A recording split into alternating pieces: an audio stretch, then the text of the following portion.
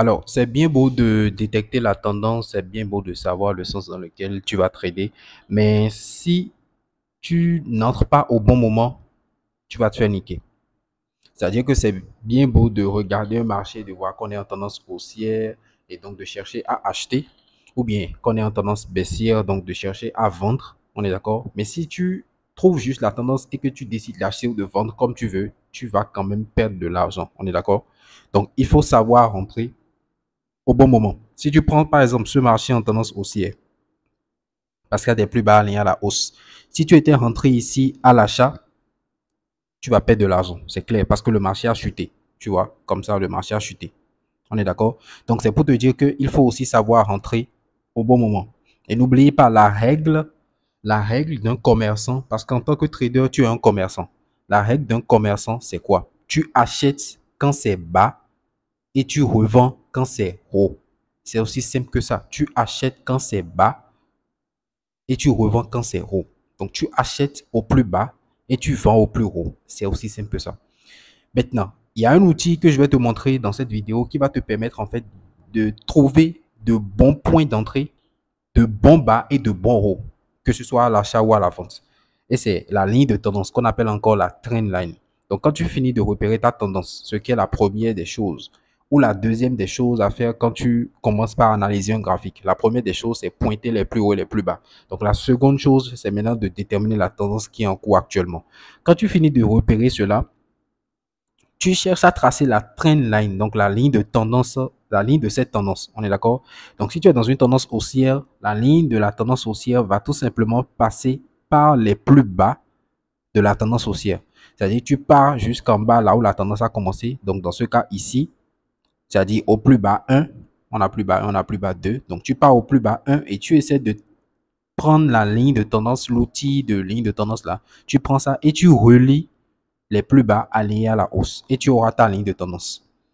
C'est exactement pareil avec la tendance baissière. Donc, tu as un, deux, plus haut aligné à la baisse, tendance baissière, tu prends ta ligne et tu relis les plus hauts alignés à la baisse. Là, il y en a deux, donc tu relis les deux.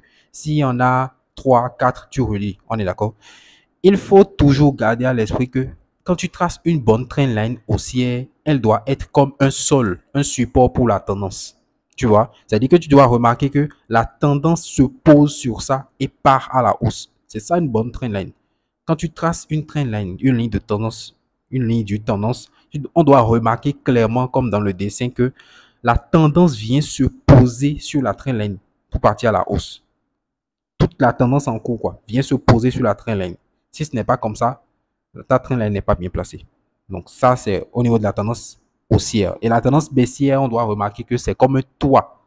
Tu vois, comme dans le dessin, c'est comme un toit pour la tendance baissière. C'est-à-dire, le prix généralement vient chercher le toit là et repart à la baisse. On est d'accord? Très important. Maintenant, comment trader avec les trend lines? C'est très simple. Quand le prix évolue vers la trend line. Donc, on prend l'exemple numéro 1, la tendance haussière. Quand le prix évolue et descend sur la trend line, la probabilité est forte que le prix se retourne à la hausse.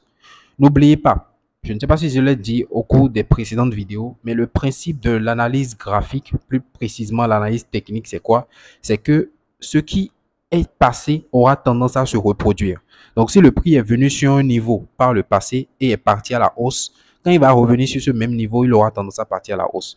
Donc, ici, là, le prix, quand il est venu ici, il est parti à la hausse. Quand il est venu ici, il est parti à la hausse. Quand il va venir une troisième fois, la probabilité est forte qu'il parte à la hausse. En fait, la ligne de tendance haussière, c'est comme un support pour la tendance haussière. On est d'accord? Quand tu prends une balle de tennis que tu jettes sur le sol, ça a tendance à tiper et repartir à la hausse.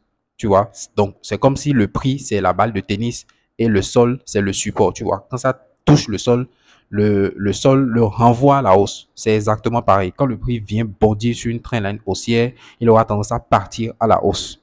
Tu vois? Donc, vu que toi, en tant que trader, ton but, c'est d'anticiper et que tu sais que la trend line aura tendance à rejeter le prix à la hausse, tu vas chercher un achat ici. Tu vas chercher à acheter ici. Tu vois? Parce que tu sais que le prix aura tendance à rejeter le prix à la hausse à ce niveau. Donc, toi aussi, tu vas chercher à acheter. Et quand la trend line va effectivement rejeter le prix à la hausse, tu vas gagner de l'argent, tout simplement. Et pareil, lorsque le prix va revenir encore sur la trendline une quatrième fois, il aura tendance à le faire. Tant que le prix ne casse pas la trendline, c'est ce que le prix aura tendance à faire. C'est pareil, inversement pour la trendline baissière. On est d'accord? Donc, quand tu prends toujours la balle de tennis que tu jettes sur le plafond, ça aura tendance à retourner en bas, tu vois. Le plafond va renvoyer la balle en bas. Donc, généralement, c'est ce que la trendline aura tendance à faire avec le prix. Quand le prix va venir sur la trendline, n'oublie pas l'exemple que je t'ai donné. La trendline baissière, c'est comme un plafond, tu vois. Quand le prix va venir sur la trendline baissière aura tendance à rejeter le prix à la baisse, tu vois. Donc, si toi, comme tu sais ça maintenant, quand le prix va venir sur une trendline baissière, tu vas chercher à vendre. Donc, anticiper la chute du prix. Et effectivement, si la trendline joue son rôle et que le prix chute, tu gagnes de l'argent, tu vois. Pareil, si le prix revient sur la trendline une quatrième fois, tu peux chercher à vendre et puis hop, il repart. On est d'accord? Tant que le prix ne dépasse pas la trendline, c'est que tu peux toujours utiliser la trendline pour trader. Donc, je vais te montrer un exemple sur les graphiques. Tu prends le Step Index. J'aime beaucoup l'actif là. Donc, tu prends le Step Index, tu vois, il y a une tendance haussière. Donc, déjà, qu'est-ce que tu fais? Tu vas pointer les plus hauts et les plus bas. Donc, tu viens ici. Ah, les petites étoiles qui sont devant les outils là, c'est les favoris. On est d'accord? Donc, c'est par exemple flèche vers le haut. Tu vois? Il y a une étoile là. Tu cliques sur l'étoile, tu vas voir que l'outil flèche vers le haut là, il est venu automatiquement sur ton graphique. Donc, tu n'as plus besoin d'entrer à chaque fois ici pour aller choisir l'outil que tu veux utiliser. Tu essaies de mettre les outils que tu as l'habitude d'utiliser là. Tu viens et tu les mets en favori. Il suffit juste de cliquer sur l'étoile, tu vois. Tu les mets en favori et quand tu auras besoin de ça, tu vas juste cliquer sur là. C'est directement accessible quoi, que de venir ici. Par exemple, la trendline, on aura l'habitude de l'utiliser. Donc, on va mettre ça en favori. Tu vois, tu cliques sur l'étoile juste devant et puis tu vois que l'outil s'affiche directement sur ton graphique. Ligne horizontale. On clique, tu vois, il vient directement dans la barre de favoris sur ton graphique. Donc, c'est un peu ça. On va cliquer aussi sur celui-ci et le rectangle également. C'est les outils que moi j'ai l'habitude d'utiliser en fait. Fibonacci retracement également. Quoi encore? Longue position, short position. Bref. Ici, flèche vers le haut. Tu viens, tu mets ça tendance haussière, donc tu dois forcément pointer. Vous voyez, là, c'est plus facile de pointer en fait. Quand tu as l'outil directement sur ton graphique, ta barre de favoris sur ton graphique, là, c'est plus facile. Au lieu d'aller là-bas, de cliquer, de chercher l'outil, là, c'est plus simple. Donc là, on a les plus bas qui sont alignés à la hausse.